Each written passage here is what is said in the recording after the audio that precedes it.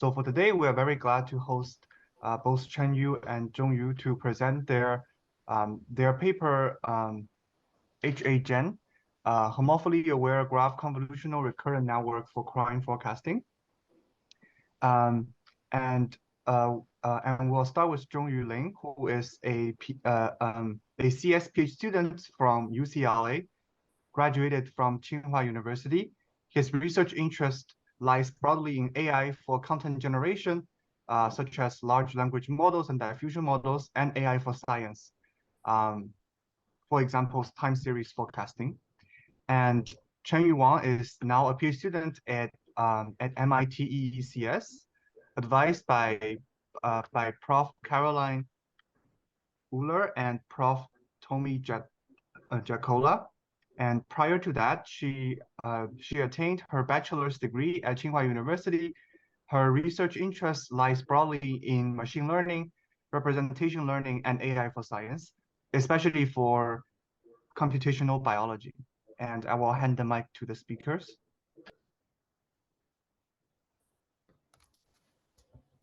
Yeah, hi everyone. My name is Zongyu Ling, and I'm the first to introduce our work. And yeah, I'm also glad to be here to meet you guys. And this is the work accepted by AAAI 2022.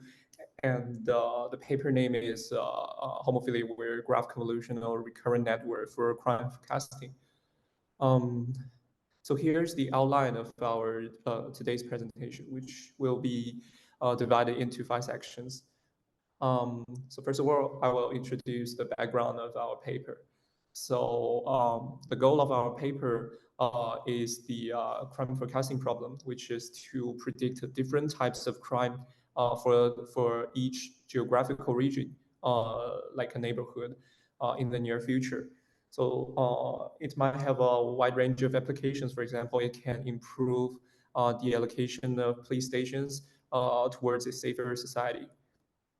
And traditionally, these crime forecasting problem can be formulated as multivariate time forecasting. In this way, traditional methods like LSTM and REMAR, which is usually used to deal with the sequential data, can be used to infer the crime occurrences in the near future.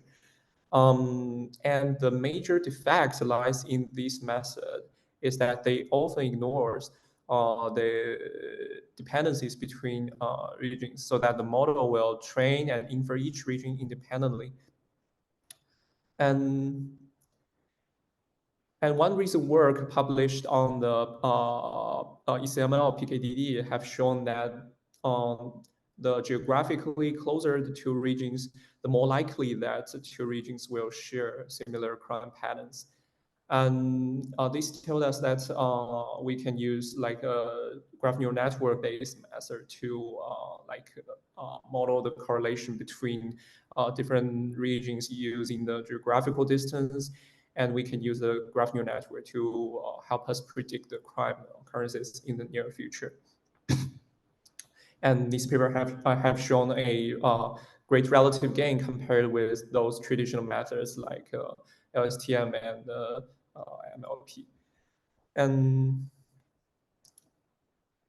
so under the setting with the graph neural network, the forecasting problem can be converted into like the graph-based multivariate time forecasting. And the problem definition is converted into, given a predefined graph structure, we aim to infer the crime events of any category in the following future time slots.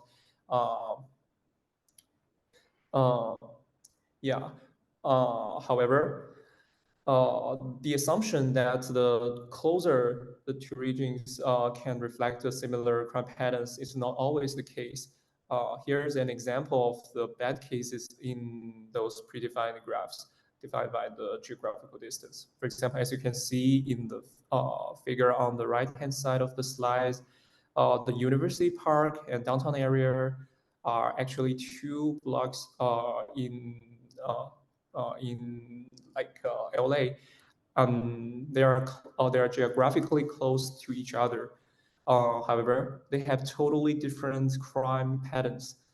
And also, people might think that we can also like predefine the graph structure using the similarity of points of interest, which actually represents the functionality of two regions.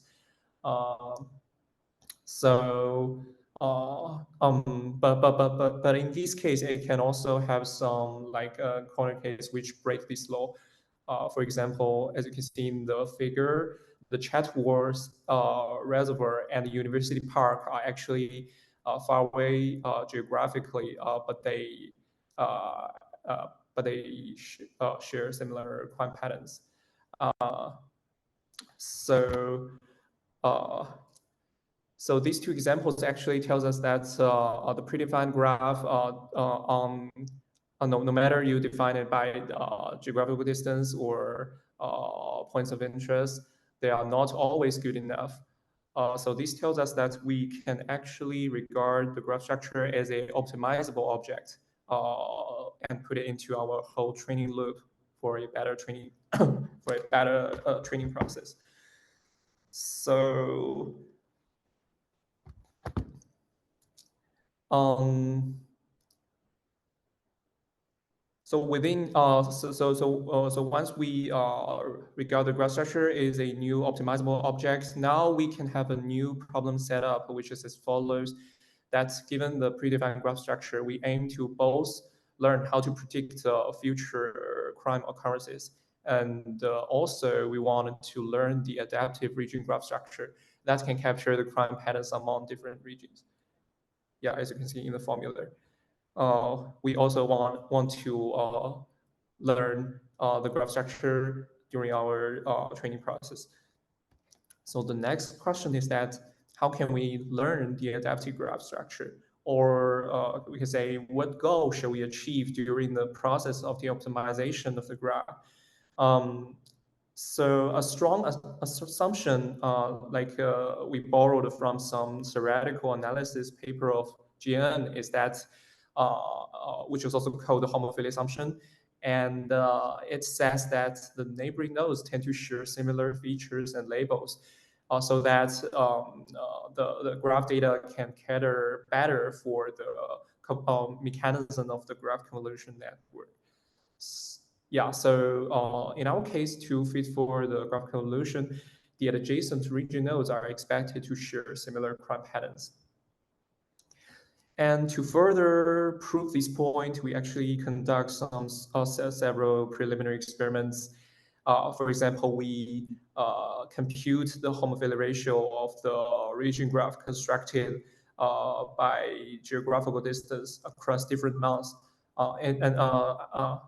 We will show the definition of the homophily ratio in our following slides.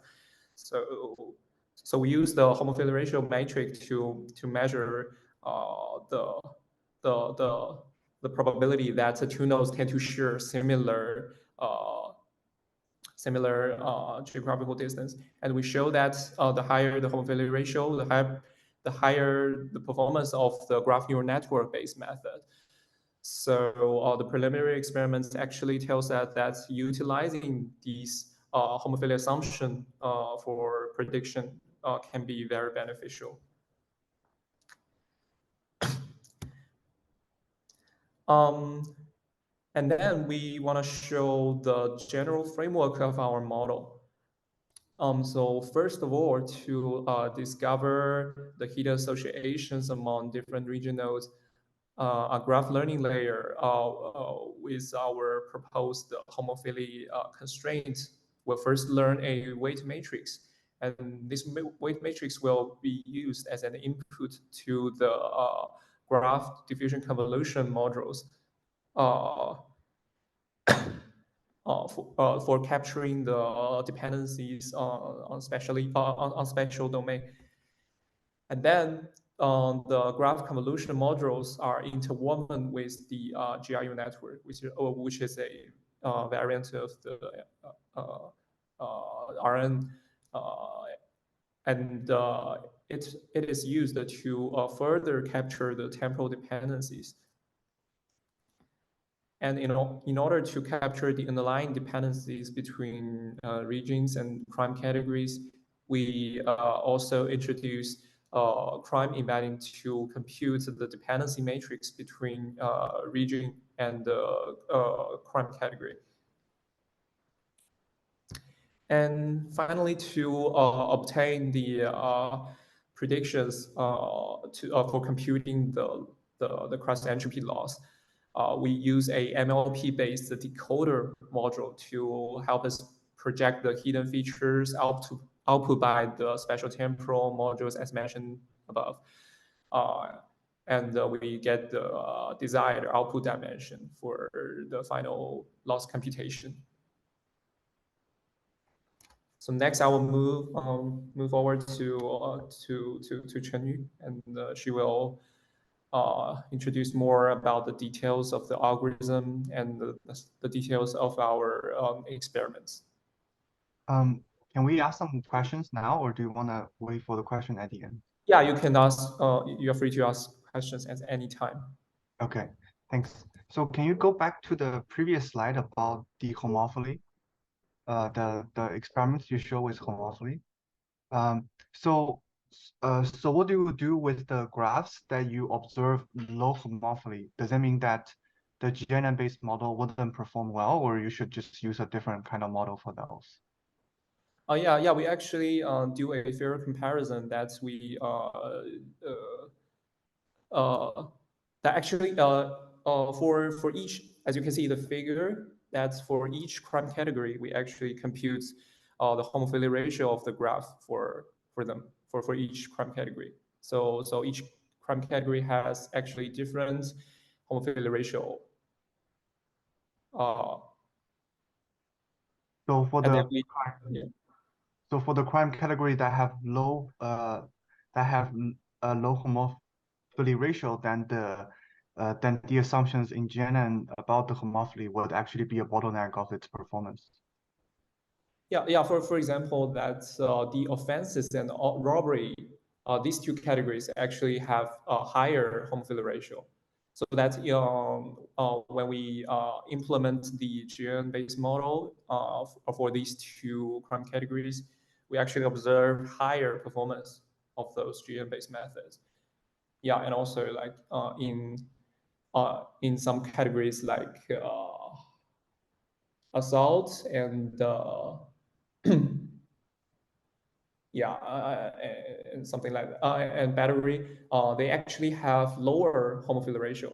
So in these two cases, when we apply the GN-based method on these two crime categories, the GN-based method like CF and like CF, sorry, that we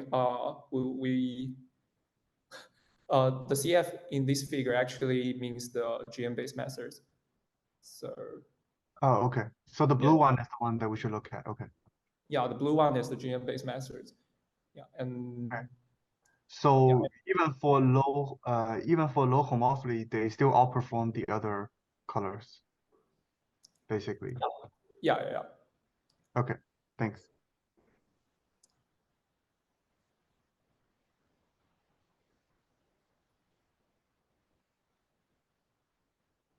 Okay, if there's no more questions, then we can continue the presentation. Thanks for the clarification. Yeah, you're welcome. Okay. Do you guys have any other questions?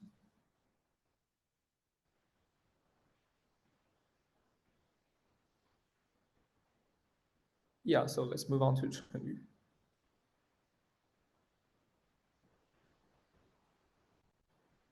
Okay, and maybe let me share my screen or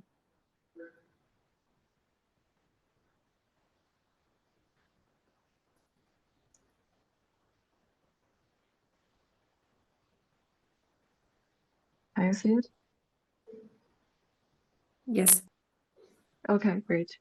Thanks, Zongyu, for the introduction about our motivation and the framework, and I'm then going to dive into more details about each component of our method.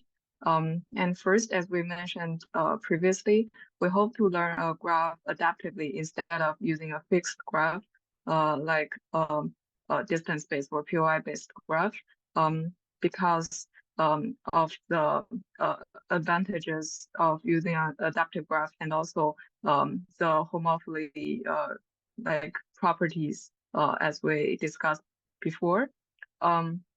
So the way we are learning it is to add a region graph learning module as shown here. And this is aimed to capture the correlation between different regions, which reflect their crime patterns. And to be specific here, we use this, as shown in this formula here, we're using this unidirectional non-symmetric graph.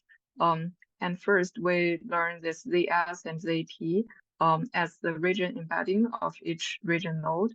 And we are using the aggregation based on this non-symmetric similarity between the two nodes to calculate the final like this graph weight matrix parameterized by the theta, which is adaptively updated during the training process.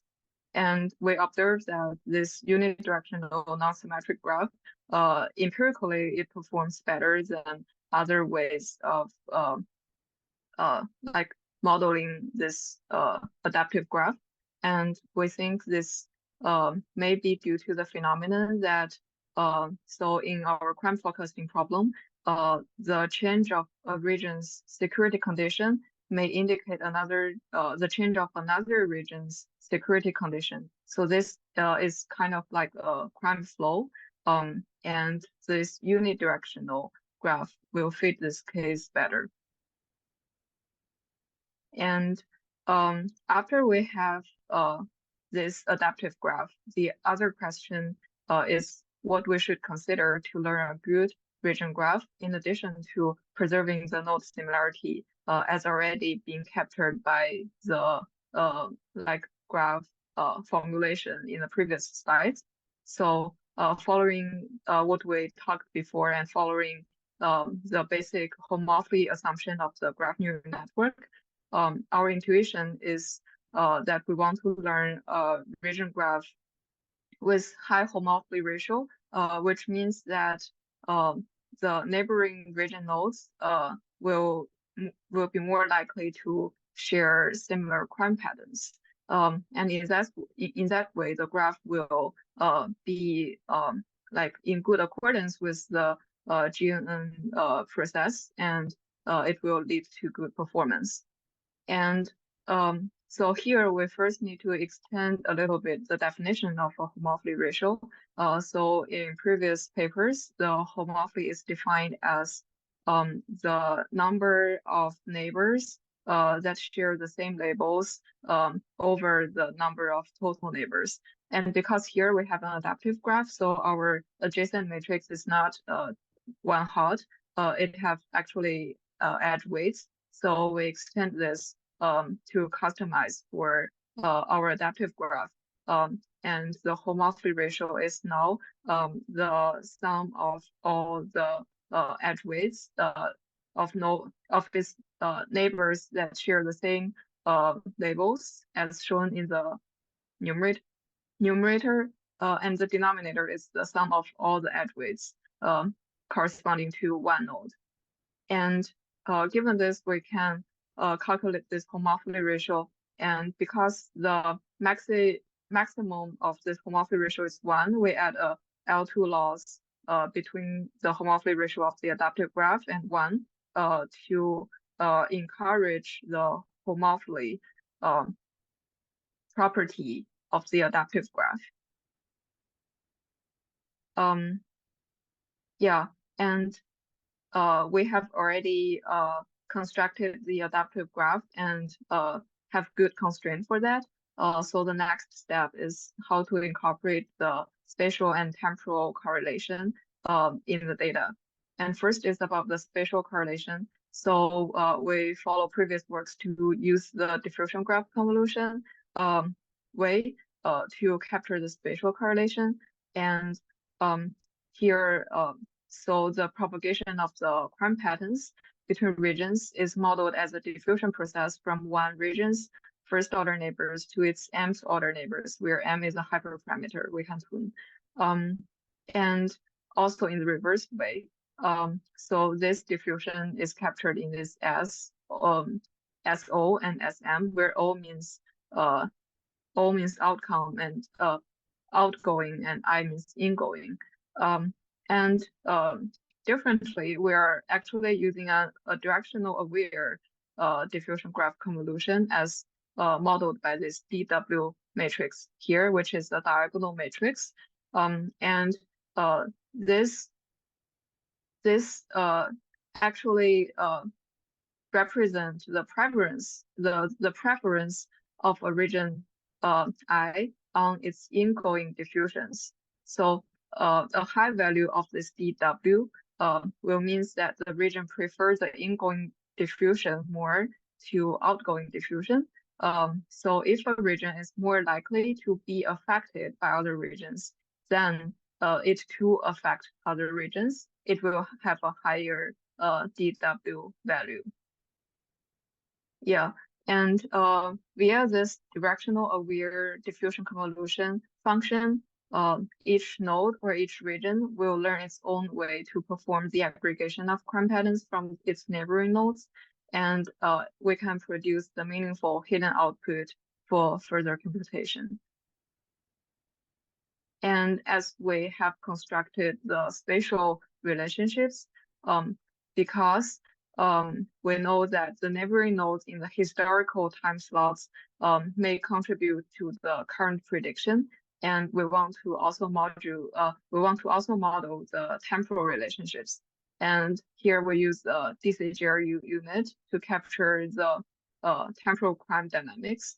And it's very similar to GRU, but we just replace the linear transformation in the traditional GRU with the directional aware diffusion convolution function as mentioned in the previous slide.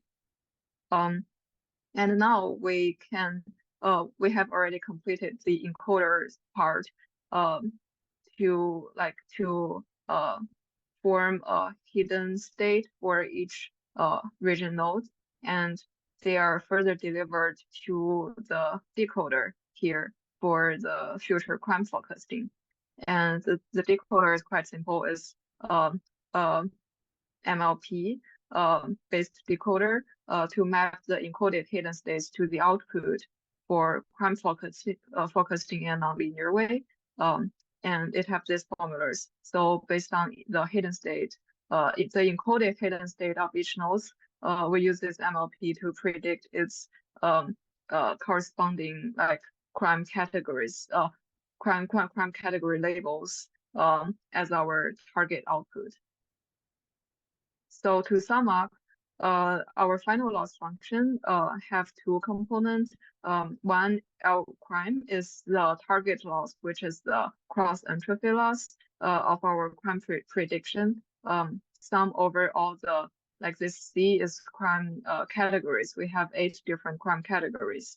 And the second component, L homo, is the constraint loss of the graph learning to constraint for the homophily ratio of the adaptive graph.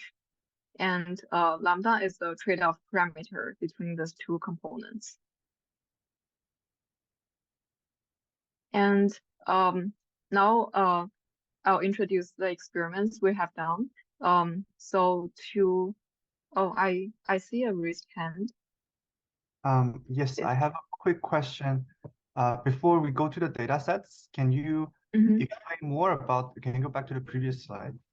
Can you explain more about this constraint loss of graph learning, or the homophily-aware constraint loss? Can you give more intuition about why this is helpful? Okay. So it is related to these two slides. So first, we are using an adaptive graph. So consider this case. If we are using a fixed graph, actually the homophily ratio corresponding to the each labels is already fixed. So there's no way that we can do anything to improve it. And also the fixed graph may not be able to really capture the relationship related to the prediction task we care about. So in that, because of that, we are using this adaptive graph. But if we're just using this adaptive graph without any constraint, although this graph adjacency matrix are fitted into the graph convolution and then through the cross entropy loss, it may be related like loosely to the graph convolution, but it's not explicitly modified to fit well with the graph convolution functions that we are also used. So this homophily-aware constraint, I think, is also one way to explicitly makes the adaptive graph learning layer more suitable or more compatible with the following graph convolutional network learning. Yeah, so it's like to better combine our left part with the right component. Okay. So basically, Yeah. this forces your adaptive graph to be more homophilous, so that it works well with the GNN architecture. Yeah, exactly. And then I guess a related question is, so depending on the size of the graph you're dealing with, but also one architecture you can try without kind of like, you can learn the connection adaptively is also like graph transformers, where you don't actually kind of have any hard-coded edges like in GNNs, but you go the other way around with like positional encodings. Have you considered trying that in your approach? And do you suspect that could work as well? Yeah, actually, graph transformer is an interesting idea, and because this work is mainly done in 2021, so there's not much transformer architecture used for this spatial temporal prediction. But after that, actually, we're looking at the papers that are using transformer architecture, and we think that may be a better way to to replace the GNN here, and there may be some ways that we can also add some homophily-aware constraint in a different way to the transformer attention, for example. Yeah, that's an interesting idea, but we haven't tried yet.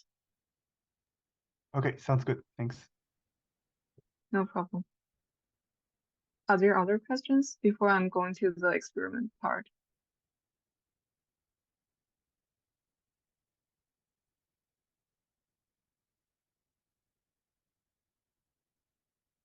Okay, great. So about our experiments, to comprehensively evaluate our proposed model, we conduct experiments on two real-world datasets, which are the crime datasets in Los Angeles and Chicago. And we use the same train validation split as in previous works. And we compare our methods with three kinds of baselines. One is traditional methods, including some statistical methods, some like traditional machine learning method, and also some simple RNN-based method. And also we compare our method with the spatial temporal graph neural network and some spatial temporal crime forecasting models like MIST and crime forecaster. And because we have several different categories of crimes, we're using macro F1 and micro F1 as our matrix to evaluate the model performance. And here are the overall results.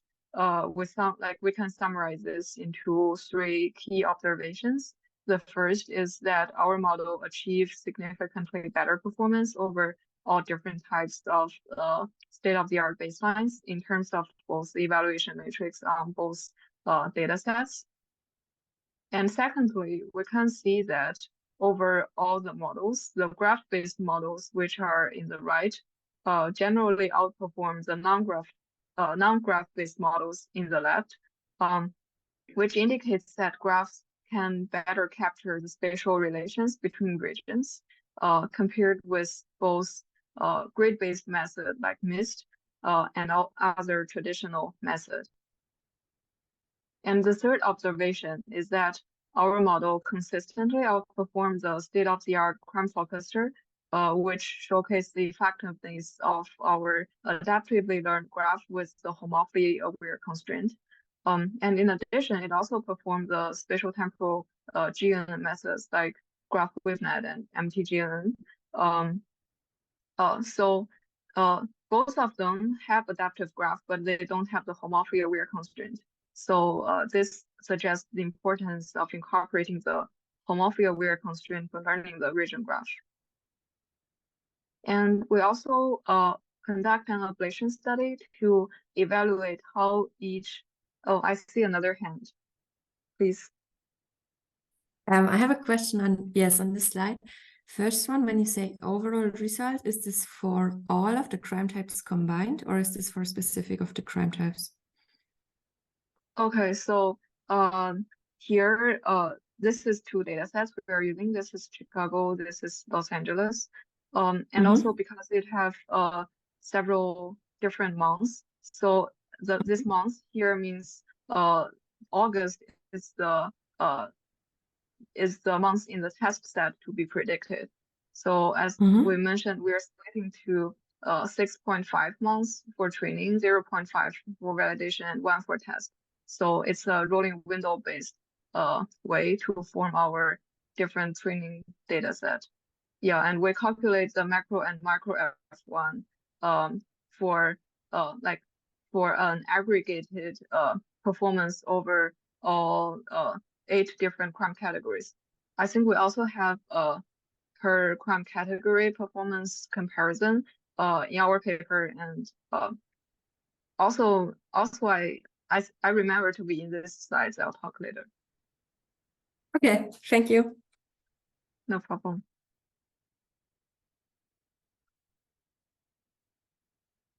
Yeah, and we conduct this ablation study to evaluate how each key component will contribute to our framework.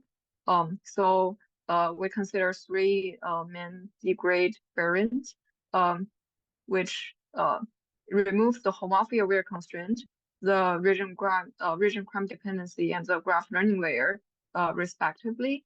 And we found that removing any of this component will result in a certain level of performance decrease. So it means that every design is beneficial. And specifically, we find that removing the graph learning layer will incur the worst performance, which suggests that the graph learning layer is the most impactful component and an important component compared to using a fixed graph. Oh, and here is the results across different crime categories on the Chicago data sets. Yeah, and we also find that our model achieve consistent performance gain in micro F1 score across these 8 categories compared to this competitive baselines. And then we want to look more into how the homophily-aware constraint works. And in the previous work, heterophily problem is found to significantly affect the performance of a graph neural network. And with this homophily-aware constraint, first in the top graph, we are comparing the homophily ratio of the initial graph and the graph learned by our model at the end of training for each crime category. And we find that except for step, all other 7 categories have a higher homophily level than their initial state, which verify our homophily-aware loss that it really works to increase the homophily ratio. And in addition, we also show the how the 2 components of our loss function changes during the training process. So this is the total loss, the cross entropy loss of the crime forecasting problem, and the homophily ratio loss. Yeah, and we can see that both of them decreases during the training, and also they are not conflicting with each other with like proper choice of the hyperparameter lambda. Yeah, and finally, this is the hyperparameter study. So we investigate how the maximum diffusion step M, the number of RNA layers N, and the graph learning hyperparameters, the subgraph size G, and the activation function saturation rate alpha affect the model performance. Here we find, for example, the optimal diffusion step is 2, and RNA layer is 2. So quite large architecture will be harmful to the performance. But overall speaking, they are quite stable to different hyperparameter choice. And finally, we want to have some explainability because we have this adaptively learned graph, and we want to know what patterns it really learns, and is that reasonable or makes sense according to our knowledge.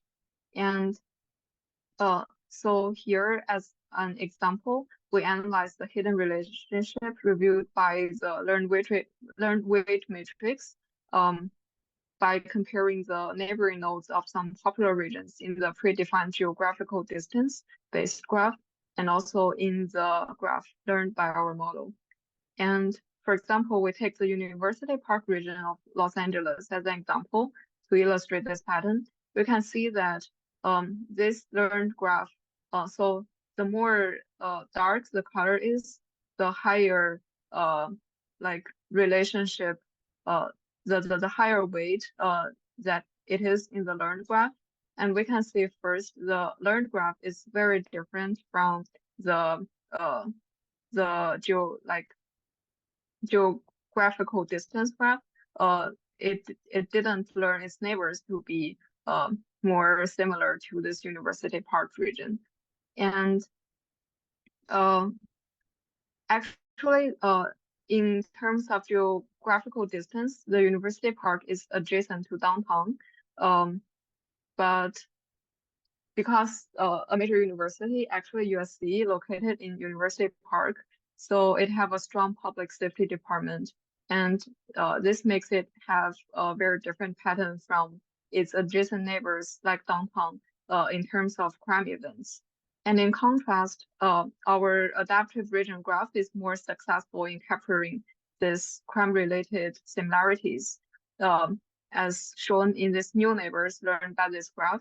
And these learned neighbors can be categorized into 2 classes. One is, as framed in blue, they are the remote and less populated regions. And another, as shown in yellow, is the more secure regions. So this neighborhood is able to better resemble University Park's crime patterns compared with the fixed graph by geographical distance or POI. Yeah, and to conclude, we developed HAGEN, an end-to-end graph convolution recurrent network with a novel homophily-aware graph learning module for crime forecasting, and it consistently outperformed the state-of-the-art crime forecasting models and other spatial temporal GNN models to reward crime forecasting benchmarks. And in terms of future works, we'll improve our model and study its generalizability for geospatial multivariate time forecasting by applying it to more broadly other applications and data sets, such as traffic forecasting. And also, we hope to explore more theoretical foundations of the homophilic adaptive graph construction and how it can improve the multivariate time forecasting, time series forecasting. Yeah, and these are some part of our references. And thanks very much for listening. You can refer to our paper for more details and also our code here for the code and data sets. And welcome to and also I'm happy to answer more questions. Thanks for the great presentation and the nice method. I really like the application studies where you show each component plays a role and kind of look at how these work. I was curious that if you go a few slides to the next, and also feel free to type any questions in the chat, or you can unmute yourself to ask. But I was thinking that you mentioned that the adaptive graph that you learn at the end has higher homophily than a starting graph, and it seemed to help with performance. So I'm curious, what if we do a theoretical experiment where you literally construct a fake graph, just don't care about the original graph, you just put a fake graph with 100% homophily to the max and see what the performance would be. Like, does it mean that more homophily is always better in this case? Yeah, that is a very good suggestion of a simulation experiments, and we can actually adjust adjust the homophily level, or like we can make very flexible adjustment to see how each flexing component will contribute to the GNN's performance. Yeah, I think that's a very interesting simulation study, and will also help a lot if we want to do some more theoretical analysis. Right, thanks. And just to check my understanding, the task here is graph level classification, or it's no level classification? It's node level. No level classification. Okay. Yeah. So homophily is very important here. Okay, that makes sense. Thanks. Yeah. Are there any other questions from the audience? I have one. So by mentioning the pre-trained model, do you use something outside of this work, or can you link, please?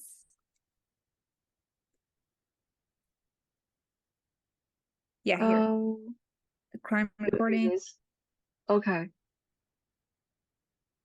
Yeah, actually we don't use other data or other very complex models. We just, here this pre-training is just we want to have some good initialization for the region embeddings that we are used in the region graph learning layer. So I remember it to be a very simple MLP or some PCAs based on the data sets, but maybe Zongyu could explain more about it. Yeah, the training of crime records is actually that we do PCA, just like Chenyu said. Yeah, we do PCA on the training data of crime records, and then we yield the crime embedding, and then just like the flow illustrates, we use an MLP to further project the crime embedding into the same embedding space of region embedding, and then we concave them together to capture the correlation between region node and the crime category. Okay, perfect. Thanks. You're welcome.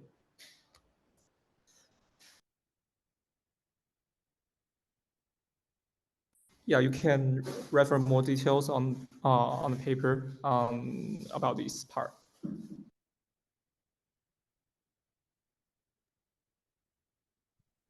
Okay, so feel free to type your question in the chat now, or you can also like message on Slack or send email to the authors. And let's thank the presenters again for the great presentation today, and very interesting work of using GNN for crime detection and also adaptively changing the graph structure. So thanks so much for the presentation. Yeah, see you guys again at the next reading group. Thank you.